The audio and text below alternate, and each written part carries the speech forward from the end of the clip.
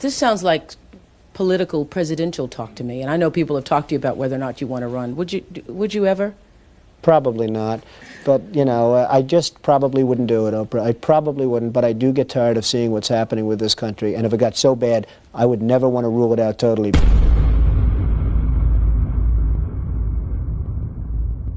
Who are the White Hats officially? Okay, this goes back to the Q movement. Kicked off shortly after Kennedy's death, JFK's death in '63, so it's been going for 60 years. The torch has been passed to a new generation of Americans. In your hands, my fellow citizens, more than mine, will rest the final success or failure of our course. For we are opposed around the world by a monolithic and ruthless conspiracy. Now the trumpet summons us again. They call to bear the burden of a long twilight struggle, a struggle against the common enemies of man, tyranny. Today no war has been declared, and however fierce the struggle may be, it may never be declared in the traditional fashion. In the long history of the world, only a few generations have been granted the role of defending freedom in its hour of maximum danger.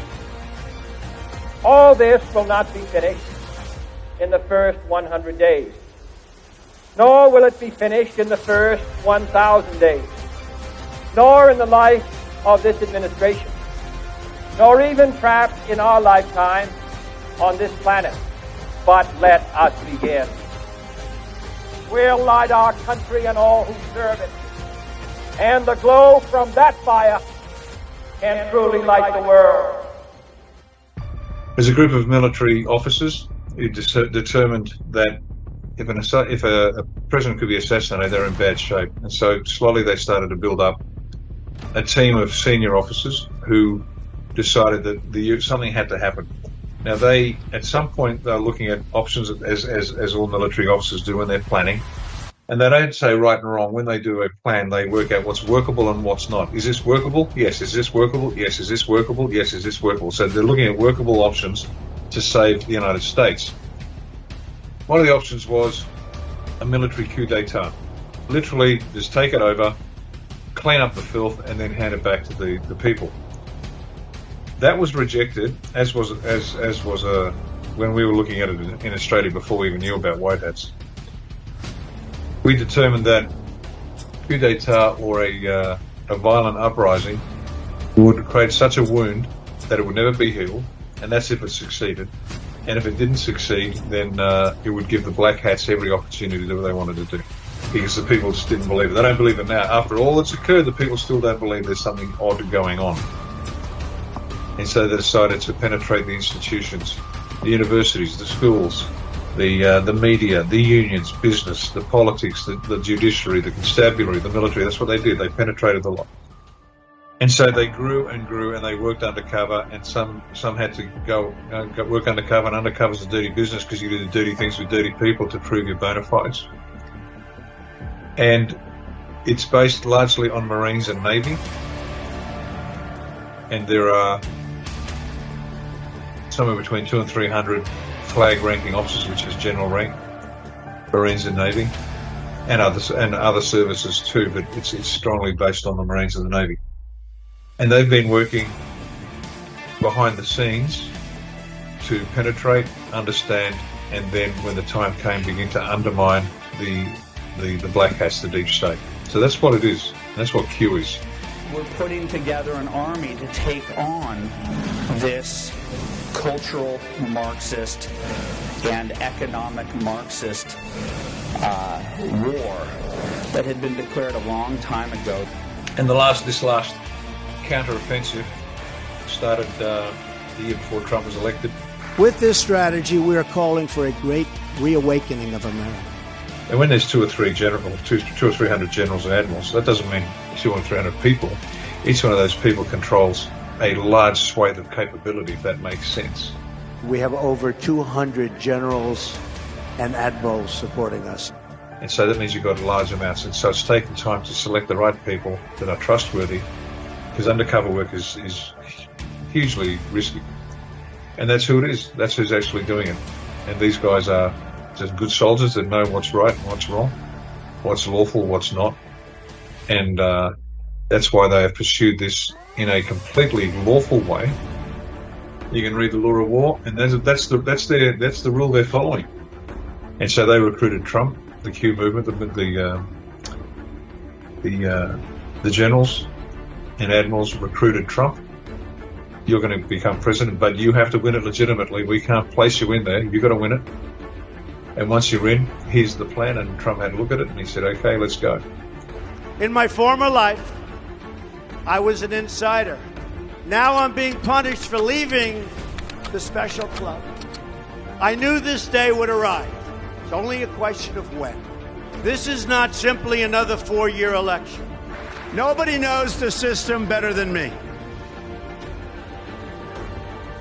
I have seen firsthand how the system is rigged against our citizens. This is a conspiracy against you, the American people.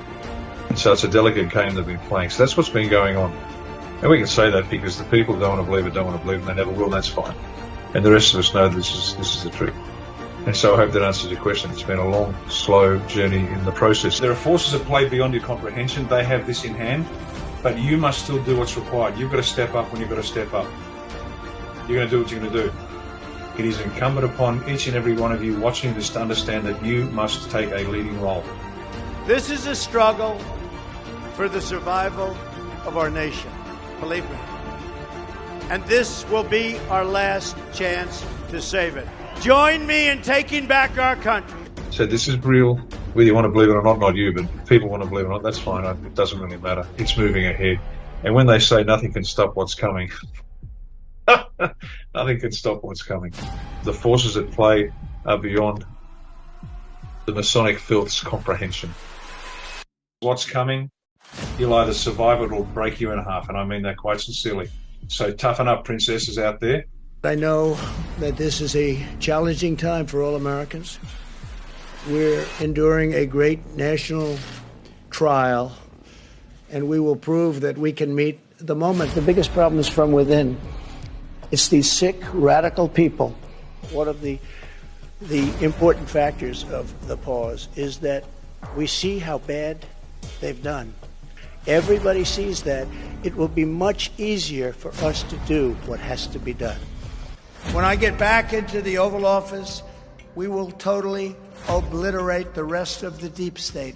We're going into every alpha. We're going to CIA, the FBI, the DNI, the CIA, all of them. And we're going to release every single person that either traffic people or look the other way to traffic people. We're going to put it all out for the American people. All of it. Yeah, they have to understand something. We're going to hit you with a blowtorch, okay? No more games. We're going to hit you with a blowtorch. That blowtorch, we're going to not just deconstruct it, we're going to rip it apart. We're going to take the administrative state and we're going to take the deep state, and those of you we don't take to trial and put in prison, we're going to get rid of the rest of you. We're not just going to change policy, we're going to start by bottom-blowing personnel. And for every person in there today, you've got time enough to come forward as a whistleblower. If you don't come forward by high noon on the 20th of January, you're guilty. We have it all. All of the illicit wealth in the world has been tracked by the National Security Agency for the past 15 years. We have every single one of you by the balls. You cannot survive this. You have one out. The Truth and Reconciliation out is make the deal, motherfucker, or you are going to die. Donald Trump actually plays chess on a 5D level, and you never can anticipate what his next move is going to be. Dan Scavino, who handles his social media, keeps sending hints out to us. We get messages in circuitous ways. Trump's temperament is one of action. It's not, and it is no different than John F. Kennedy's in terms of telling us things, optics, you better believe that he's very much a straight shooter in terms of actions that he's going to take or what he thinks needs to be done. Trump came out at this point announcing his candidacy because he knew and he wanted to test who was going to be against him. They said, oh, he suffered this incredible defeat. What we were working on was taking over school boards. We wanted to get Nancy Pelosi out. We wanted local councils. Yes, he had 23 out of 235 that didn't. They've made a huge, huge mistake with this one because even though we thought what was going to happen was they were going to go after him for treason or sedition, but they did criminally charge him, but they didn't go to that extreme.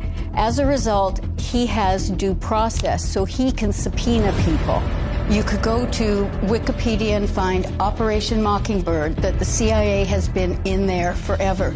Then Obama repealed the 1948 Smith-Mundt Act, which then permitted propaganda to be in broadcasting. It no longer said that it had to be credible. And so when he came out and said fake news, he warned us at the end of his speech that it is going to be very hard. The establishment, the media, the globalists are all going to come after. They're going to try to intimidate, but he needed to smoke them out. I really want people to understand that they need to go to other sources because the media will not tell you about his successes. They will not tell you about anything that he does positively. Biden is the legitimate president, but he's the legitimate president of what is now the bankrupt U.S. corporation. And that was a treaty in 1871. Well, on September 12, 2018, Trump created an executive order. Within that, he outlined in future elections any kind of foreign or domestic interference, specifically for the 2020 election. So we say, how did he know some of these things were going to happen? Think about Edward Snowden and all the information he had. Think about the fact that our military, our Department of Defense Space Force, if you think that they don't have the actual real results from the election, then you're fooling yourself. You know, I sit on a task force at the Department of Defense, and the thing is, they've got the goods. They've got the goods, and Trump knew that if he presented any of the goods early on, we'd have a civil war.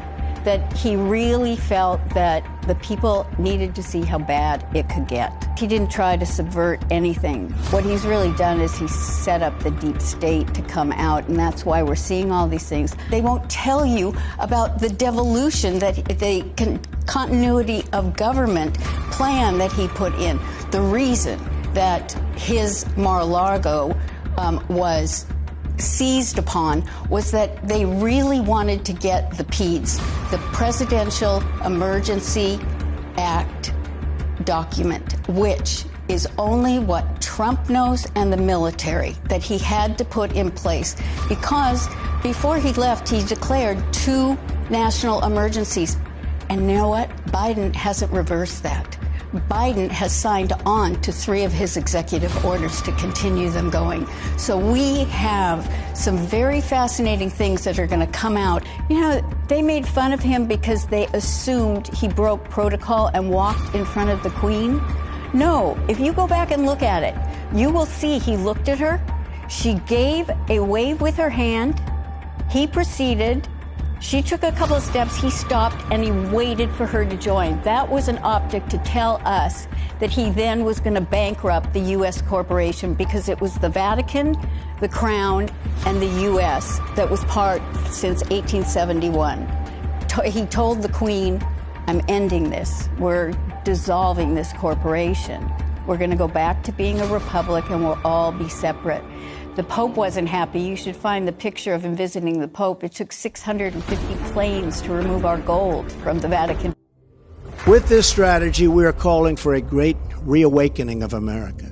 The American populace is facing an unconventional warfare scenario, and this is information warfare. The American people decided to take over the idea of information. They took over the idea of information, and they did it through social media. We have an army of digital soldiers. What we are now, what I call them, because this was an insurgency, folks. This was run like an insurgency. This was irregular warfare at its finest. I'm a wartime president. This is a war. This is a war, different kind of a war than we've ever had. 2024 is our final, biggest, and most important battle.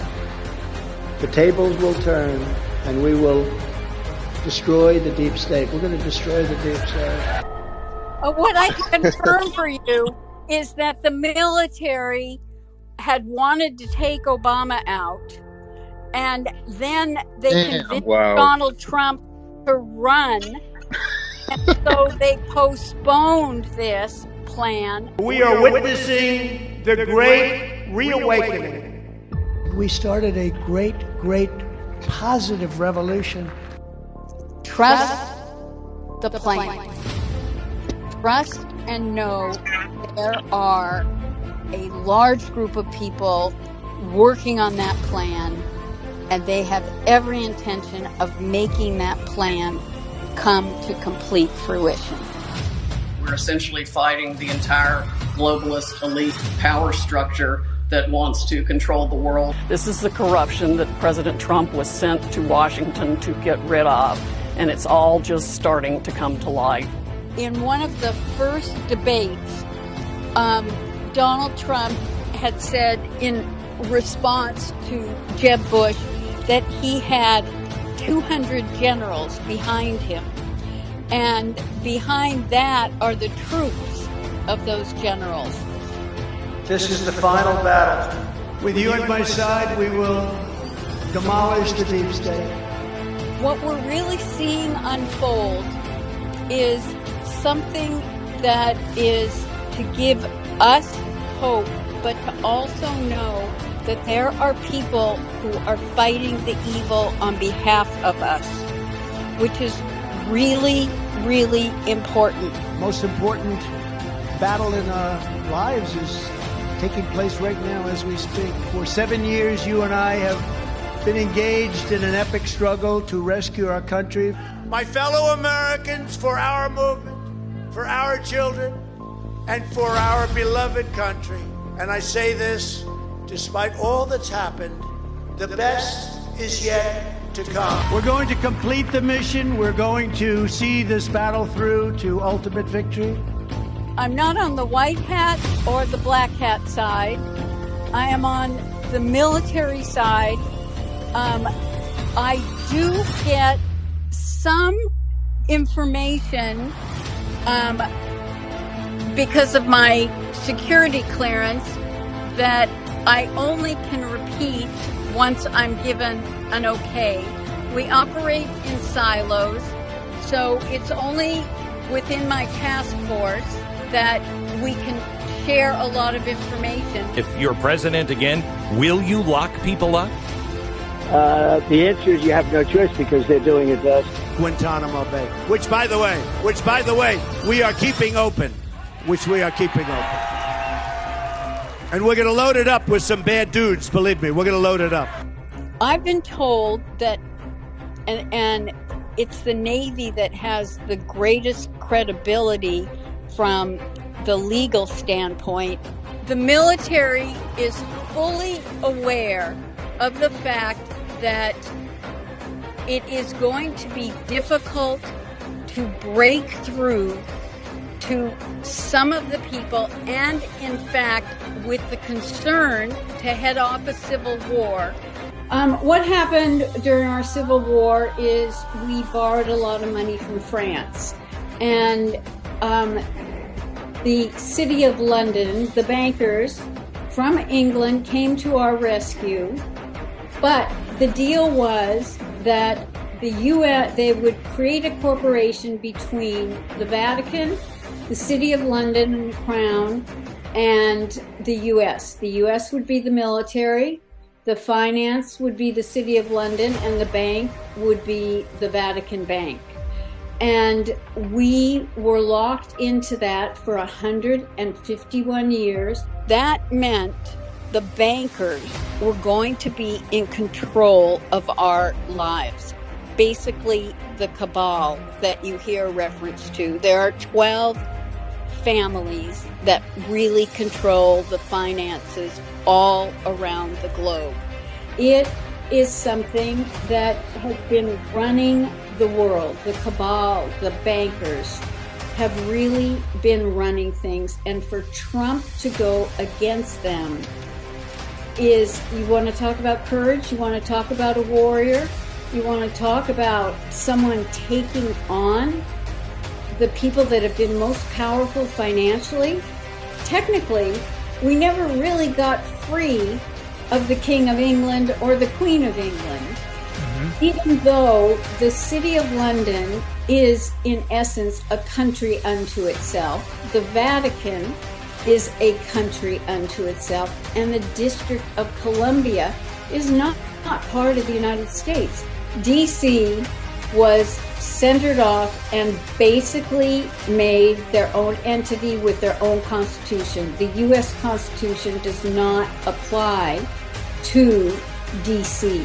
They don't have any representatives, and they operate on their own.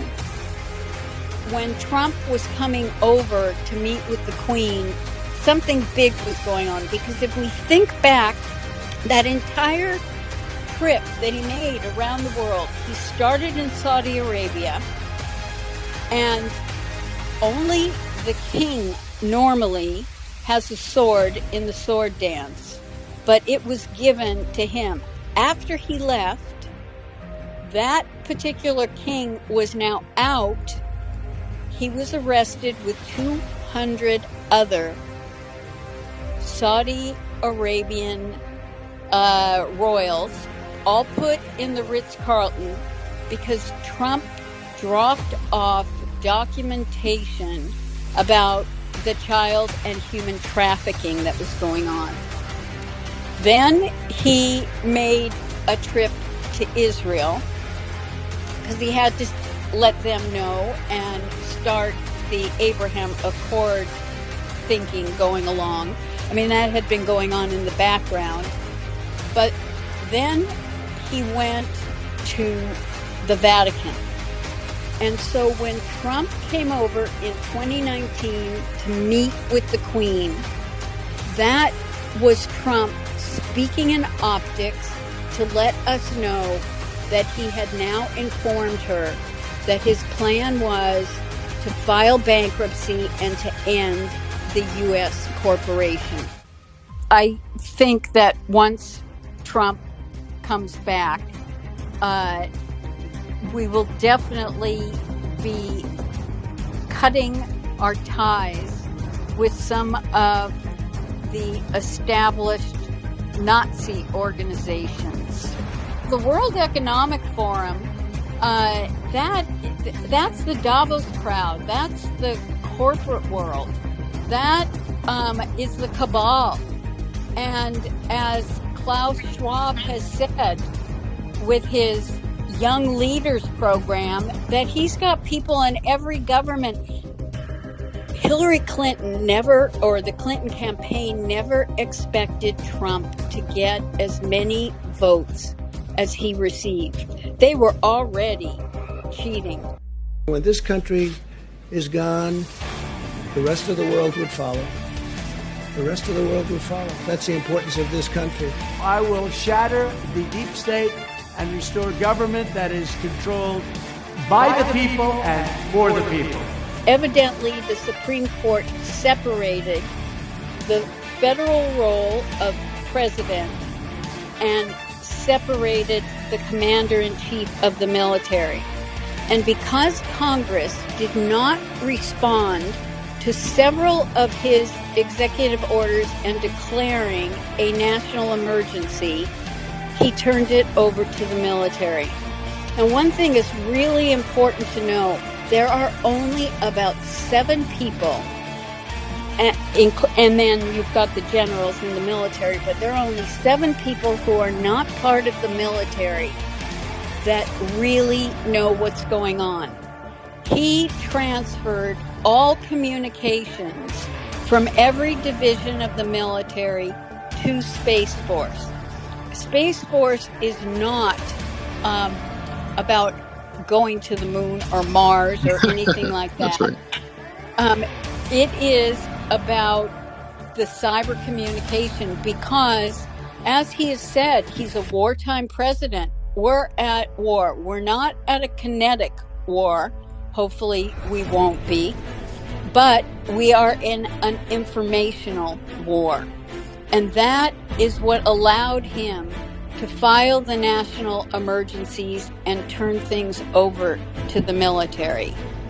If anyone listening is skeptical, great. Because if you're skeptical, it means your mind is open enough that you're going to go do your own research and you're going to come to your own conclusions, which will probably be very much in sync with a lot of what you've been hearing. One, get rid of your expectations and the fantasy in your mind of how you think this is going to play out, and pay attention to everything that is happening and just connect the dots. Today, no war has been declared, and however fierce the struggle may be, it may never be declared in the traditional fashion. Today, the Department of Defense has started the process of formalizing what we have long known, the fundamental role of U.S. Special Operations in defense and foreign policy by elevating Special Operations forces to a level on par with military departments. We follow the vision of President John F. Kennedy, who predicted the rise of Special Operations nearly 60 years ago. He foresaw, quote, another type of war, new in its intensity, ancient in its origin, that would require a whole new kind of strategy, a wholly different kind of force, forces which are too unconventional to be called conventional forces, which are growing in number and importance and significance. The global demands for Special Operations forces, then and now, has confirmed President Kennedy's foresight. And now, under the leadership of President Trump, we are fully realizing President Kennedy's prescient view of Special Operations forces. This persecution is being done by the same weaponized agencies that for 7 years have been running illegal psychological warfare campaigns against the American people, much as if they were trying to destabilize a foreign country. In the military, I started off my career as an air cavalry officer, flying helicopters, counter-reconnaissance, reconnaissance. Moved later into information warfare as a information operations officer, running psychological operations, computer network operations, deception, operation security, and electronic warfare, special electronic warfare. And I would tell you, as an unconventional warfare, information operations, information warfare specialist, the American populace is facing an unconventional warfare scenario. President Trump is the commander-in-chief. It's undoubtedly the case, and he has pulled together all the military under the U.S. Space Force. All members of the U.S. Space Force are called guardians, no matter if you're a chief, master sergeant, or a cadet or a soldier, an officer. They are called guardians for a reason. We have over 200 generals and admirals supporting us now. They're going to switch over to paper ballots. It's all watermarked now. It's really incredible stuff what you can do with paper. Paper is actually high tech. Watermark ballots in over 12 states have been part of a huge Trump and military white hat sting operation. And Biden crime family and ballot fraud co-conspirators, elected officials, bureaucrats, social media censorship mongers, fake stream media reporters, etc., are being arrested and detained for ballot fraud right now and over coming days, and will be living in barges off Gitmo to face military tribunals for sedition. Please allow me to say how proud I am of the almost 25,000 National Guardsmen who have come in from all 50 states and territories to help support the Secret Service and the police departments with a peaceful transition of military power. In my first term, I disrupted all of it. Oh, did I disrupt? That was called major disruption. And in my second term, which we're sort of having now, but I don't want the results. Under the normal rules, I'll be out in 2024. We are now in the phase, in my view, where the War Generals Coalition, this is a coalition of 200 active duty generals are at work, 34 nations. I don't know the list. I just know it's happening. He has put the US into war, active war. The US, United States codes of court martial are in force. Military justice is in force. The Law of War Manual 2015, revised in July 23, is in force, and it is global. In light of the countless sacrifices made by hundreds of thousands of American service members and our enormous progress over nearly 2 decades, we are now bringing these conflicts to their successful and responsible conclusion under the bold leadership of President Trump. Should any malign actors underestimate our resolve or attempt to undermine our efforts, we will not hesitate to restore deterrence and defeat any and all threats. Read between the lines of Putin and President Trump. President Putin gave a football to his colleague in a very good ambiance, by the way. The press was there. And he said, Mr. President, I give you this ball as a gift. The ball is now in your court. For those who didn't understand what that means, that was the signal to the cabal. From now on, President Trump and Commander-in-Chief and Putin, up to now and going forward, with 34 nations, are doing their job to liberate humanity from oppression. I don't know what's going to happen tomorrow, but I know that justice is on the way, and it's beyond my control, or beyond our control. We are not in the military, and we're not supposed to know what happens tomorrow, because the four-star generals at war will certainly not make a press conference, and certainly not disclose what they're doing tomorrow. With this strategy, we are calling for a great reawakening of America. It was hardworking patriots like you who built this country, and it is hardworking patriots like you who are going to save our country. You and I have been in this battle side by side and together, and we've been taking on the entire corrupt system in Washington. We will fight for America like no one has ever fought before. 2024 is our final battle. I call on everybody to apply the light, because we are the guardians of humanity. It's us, our spirit, and our light obliterates the darkness. This is a crusade. This is a holy war against the deep state. In America, we don't worship government, we worship God.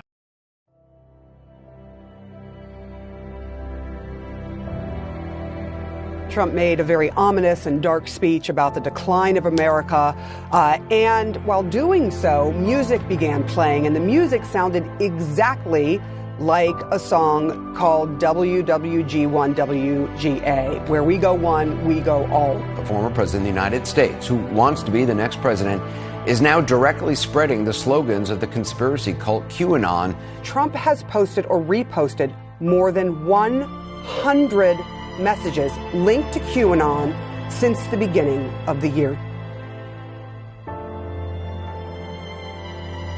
The crux of the theory is this belief that you are secretly saving the world from this satanic cult of pedophiles and cannibals. Does that sound like something you are behind? Or well, I haven't heard that, but is that supposed to be a bad thing or a good thing? I mean, you know, if I can help save the world from problems, I'm willing to do it. I'm willing to put myself out there.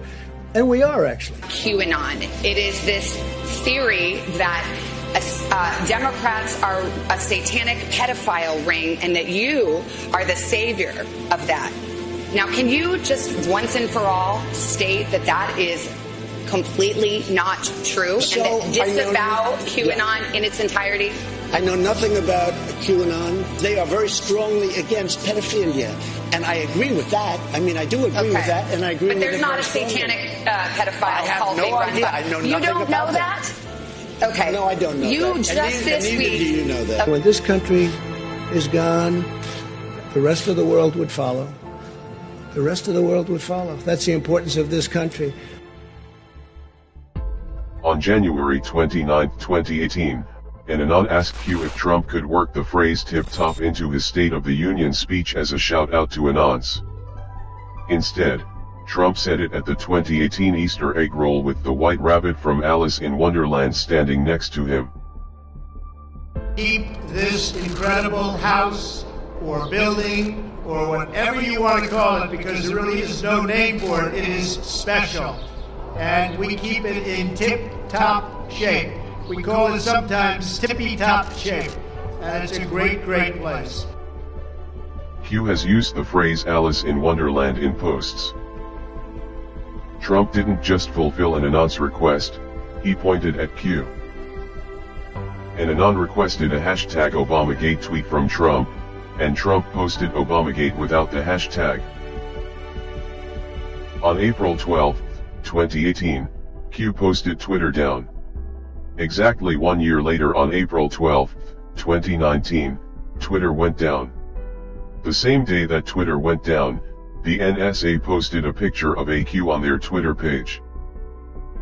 This is important because Q has referred to the NSA in posts. On November 8, 2017, Trump posted a picture on Twitter with everyone giving a thumbs up.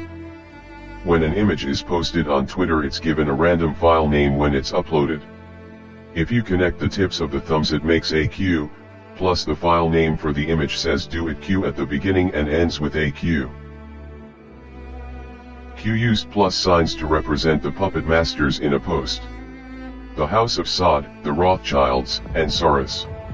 On November 6, 2017 at 5:07 and 57 seconds, Q posted, "Nothing is random, everything has meaning, plus plus plus." 7 minutes later Trump posted on Twitter and the tweet had plus plus plus at the end just like the Q post. 50 minutes later Trump tweets about Saudi Arabia. The plus plus plus in the Q post represented the House of Saud.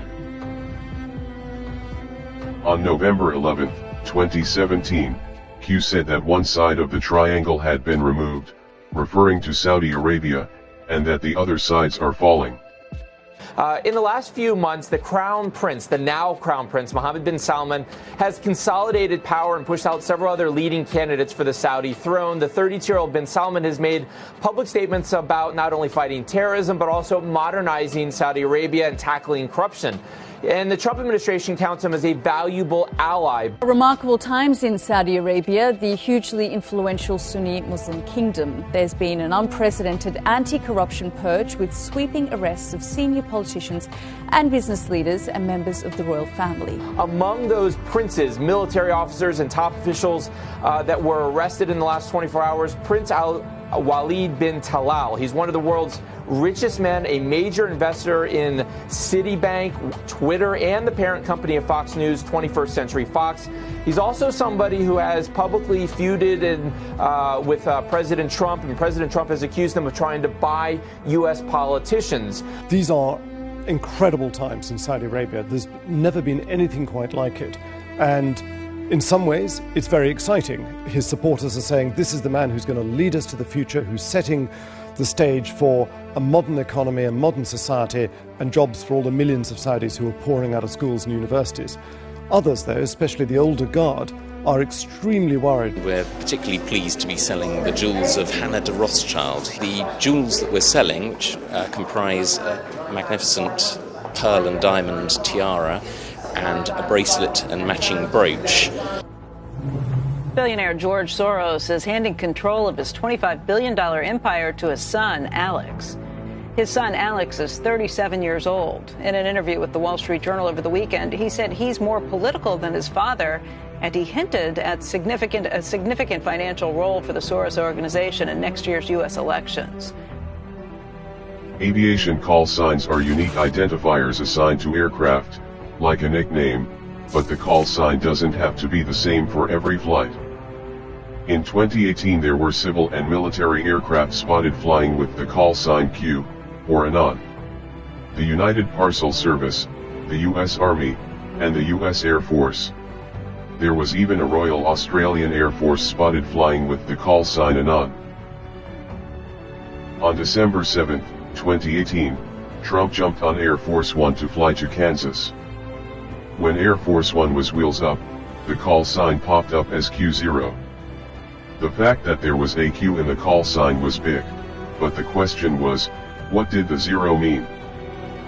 After the flight, Q confirmed that Q0 means Q+. That means Trump was flying with the call sign Q+. The reason that's big is because Anons think Trump is the person that posted on the Intel board as Q+. Not only does that point to Q, but it points to Trump being Q+.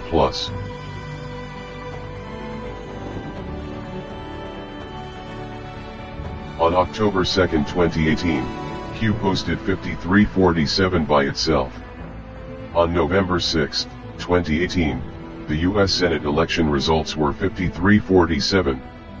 Q called the Senate votes a month in advance. On January 13, 2018, Q posted checkmate, which is a victory in chess. In 2024, Trump posted a hashtag by itself. In chess the hashtag means checkmate. On October 5, 2018, Q posted, "The picture will be the signifier," and dropped the link to an account with the handle, QAnon Baby. They respect us. That's more important. Look at that beautiful baby. Look at that beautiful baby. Wow, what a baby. What a baby. That is a beautiful baby. That's like from an advertisement.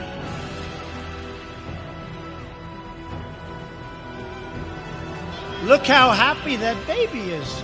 So beautiful. Thank you, darling. That's really nice. It's a great thing. Is that your husband? That's a great thing. Thank you. Congratulations, husband.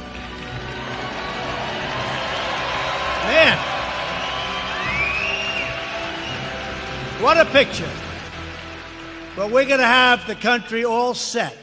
On July 17, 2019, Trump stopped in the middle of his speech to point out a baby, took a picture with his hands and said, "What a picture."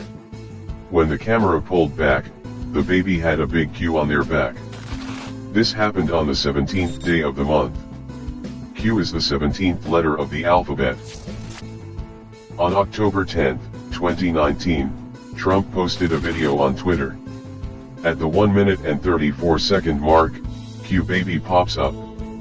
If you hold the 1, and add the 3 and 4, you get 17. The GOP hearing on the DOJ's investigation into the Clinton Foundation was set for December 5, 2018. Q started dropping D5 in posts like something big was going to happen. On November 30, 2018, George Bush Sr. died.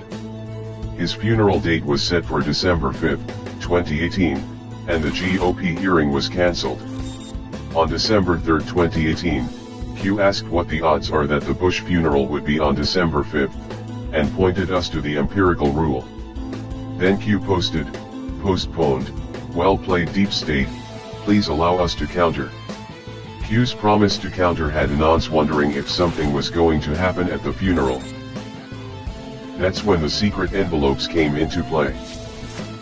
Cameras just happened to be in the perfect positions.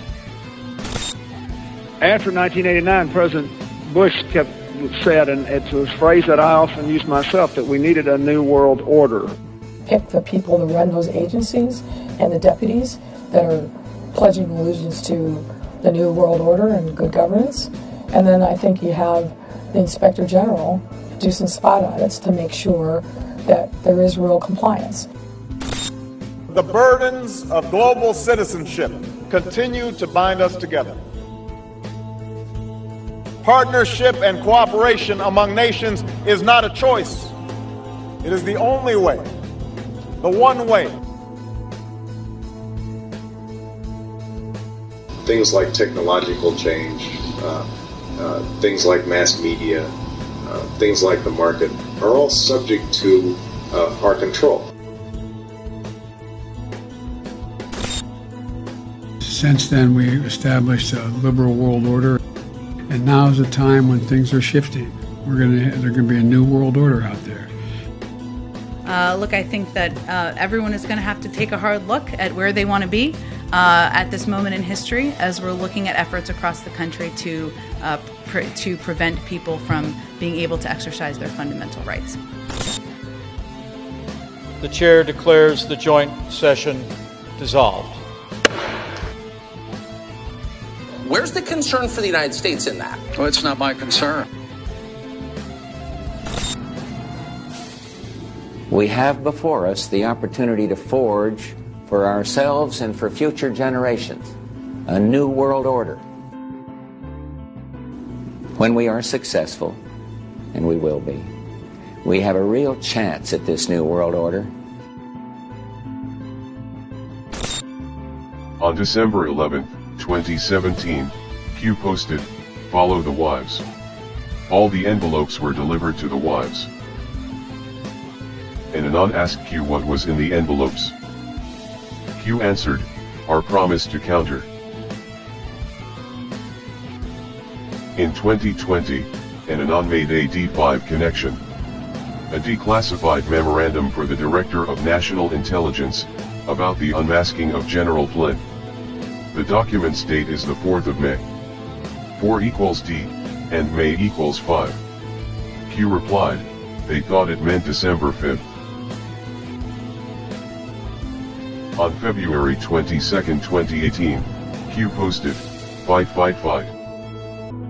When Trump was shot, and had Secret Service covering him, not knowing if there were more shooters, he broke protocol to put his head and fist up to say, "Fight, fight, fight." If he was going to die, he wanted those to be his last words. Each of you enters service at a truly exciting time for our country. For we are witnessing the great reawakening. With this strategy, we are calling for a great reawakening of America. Now we are calling for a great reawakening of nations, for the revival of their spirits, their pride, their people, and their patriotism.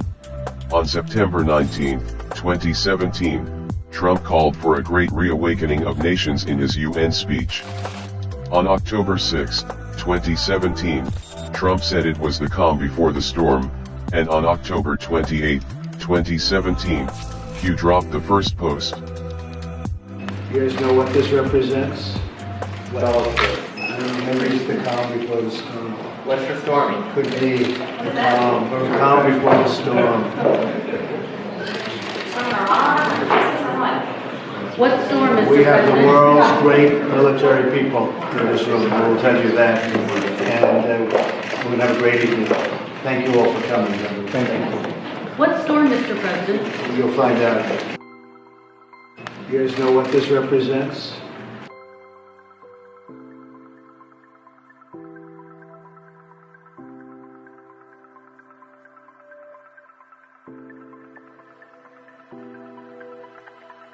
And somebody that's been with me from day one, he's a real general. You know, we have the real generals and we have the fake woke generals that did so poorly in Afghanistan, should have all been fired. But this is a real general, Keith Kellogg. Right, Keith?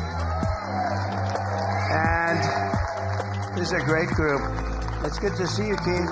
He's been with me from before day one, right? He said, that guy should run. We got to get him to run. I like those guys. They were here before I ran. You know, there's quite a few of them. General Flynn, along with General Kellogg and some of our other friends. We have so many friends. We have over 200 generals and admirals supporting us now. We had 17 Congressional Medal of Honor winners endorse me. When I first came here, I was only in Washington 17 times in my life. On December 9, 2017, at 10:34, Q posted a quote thanking the military. Then Q pointed us to timestamps, and let us know a proof was incoming. 3 hours later Trump tweeted the exact same thing without the quotation marks. Q quoted Trump's Army-Navy game tweet 3 hours before he posted it. On February 22, 2019, Q posted "The best is yet to come." My fellow Americans, for our movement, for our children, and for our beloved country, and I say this despite all that's happened, the best is yet to come. For we still believe that the best is yet to come. On June 13, 2020, Q posted, "Seeing is believing. Sometimes you can't tell the public the truth, you must show them. Only then will people find the will to change.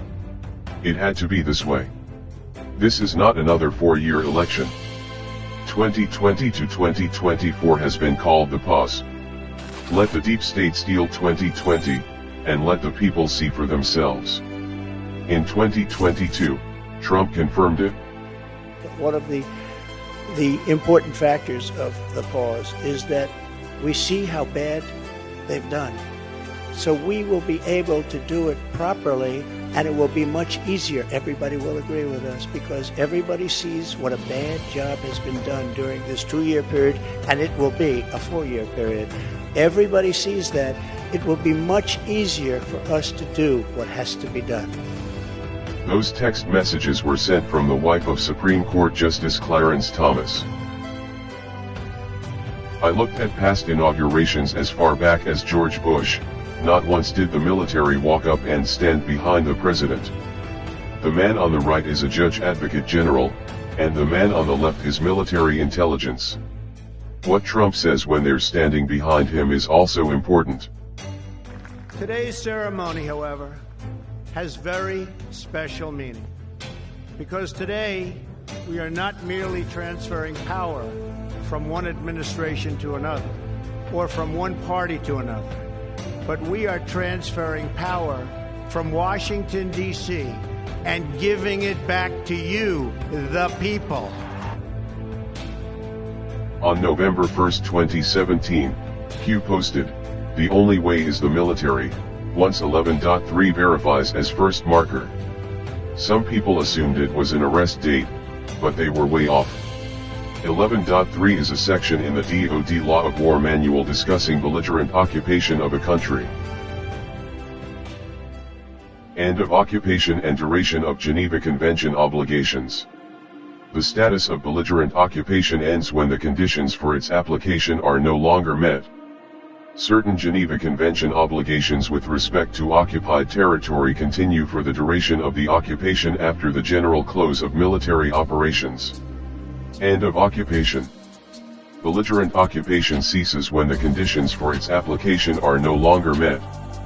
In particular, as discussed below, the status of belligerent occupation ceases when the invader no longer factually governs the occupied territory or when a hostile relationship no longer exists between the state of the occupied territory and the occupying power.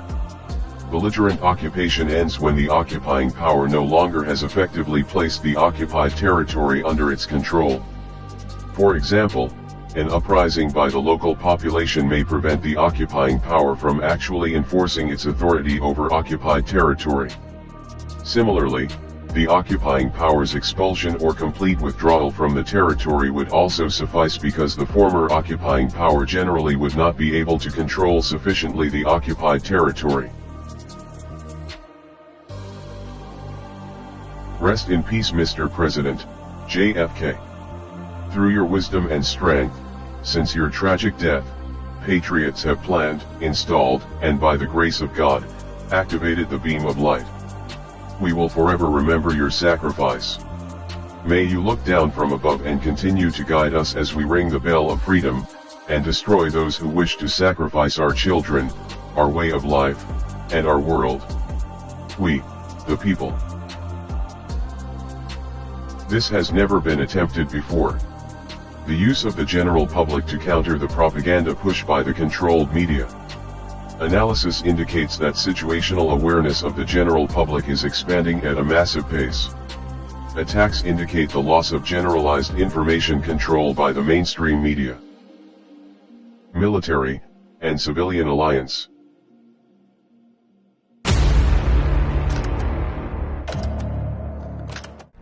An explanation from a military perspective why the White Hats fought the war the way they did. How do they get away with it and how do they do it? Planning process we go through when we are solving large complex problems, and it's like pulling teeth without anaesthetic. It's not fun. But at the end of that process, what falls out the bottom is a rational, workable plan. We the people have rightly experienced deep frustration and even fury at the apparent inaction by the White Hats. We helplessly watched our businesses and livelihoods being dismantled and our homes and possessions being stolen by unlawful government fiat, our freedoms being trampled under the tyrannical boots of the Black Hats and their truly treasonous political, judicial, military, constabulary and media minions, and our health and even our lives and the lives of our loved ones being decimated by psychopathic and mercenary medical profession. There are plenty of good reasons to be furious. We have seen that perhaps for the first time, the manner in which this war for the world was fought was not only the best way it could be fought, but also, in reality, the only way we could have won.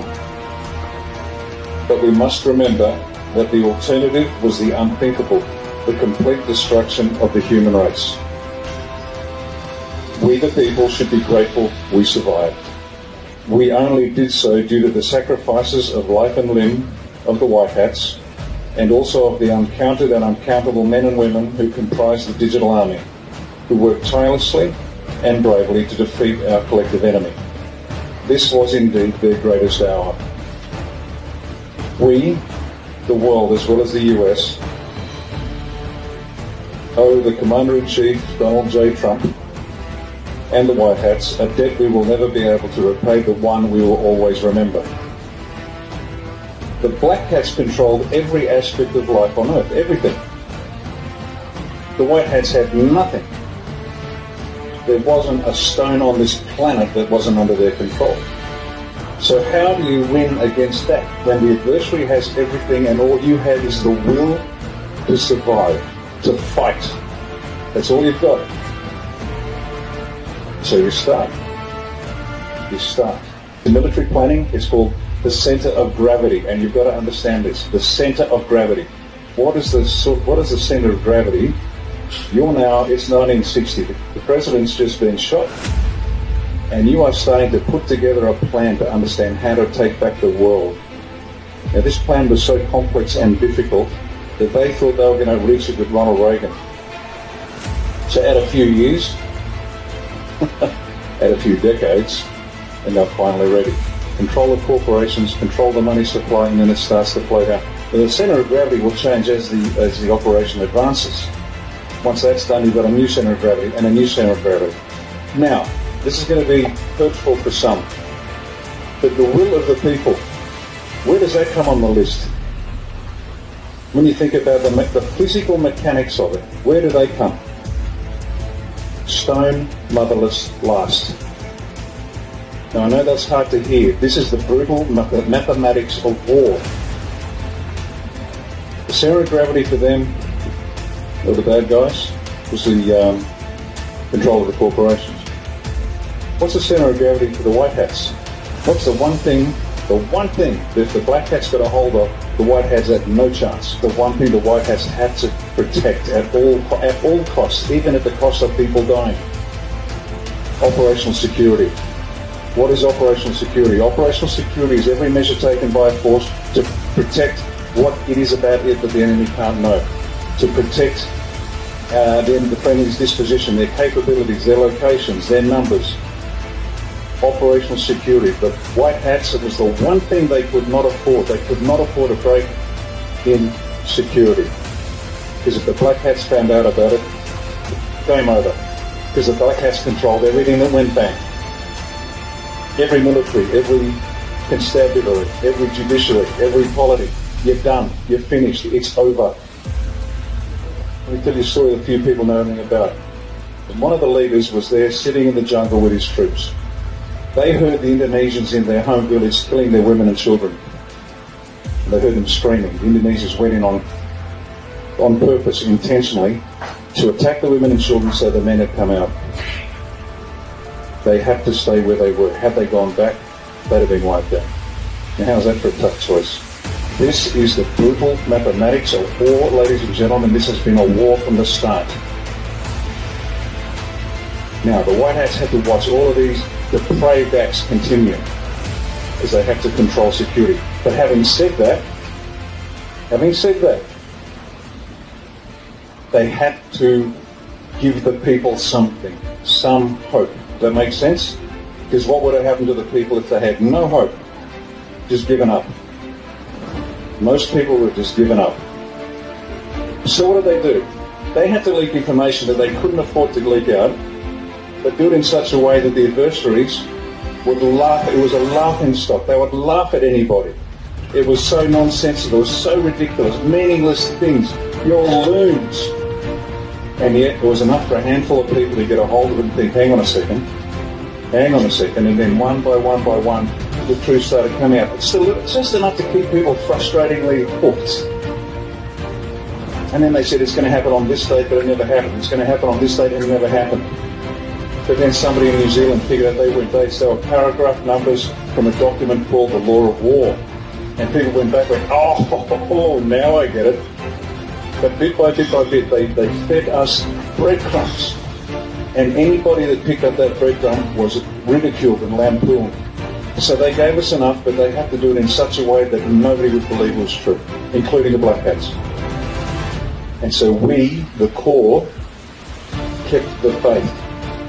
And bit by bit, we grew. OPSEC, Operational Security, was their centre of gravity. They were giving nothing out, regardless of what the Black Hats did to the people. Once again, this is war. This is brutal. Not everyone's built for this. But they did give us a few crumbs in the form of food. Please, you must understand, and you will, in time, the war was fought the best way it could and the only way we could have won. And if people get angry and they challenge you and say, but these people died, you say, don't blame the White Hats. Why are you blaming the White Hats? Who did the killing? The Black Hats. And by the way, who allowed the situation to arise where the Black Hats were in that position of power? Everybody put your hand up, because I'm responsible. We all of us, except maybe a couple that woke up about 40 years ago, have been screaming at the mirror, screaming at the mirror for 40, 50 years saying, wake up, you dumb bastards. But the rest of us, we believe what we believe. So we are responsible. When someone challenges you and said, why didn't the White Hats save my daughter? Be patient, be kind, and help them understand it was the Black Hats that killed them, not the White. And we allowed it to happen. Thankfully, we have woken up and turned it around. And be grateful we survived. And they are terrified because they have lost, they know it.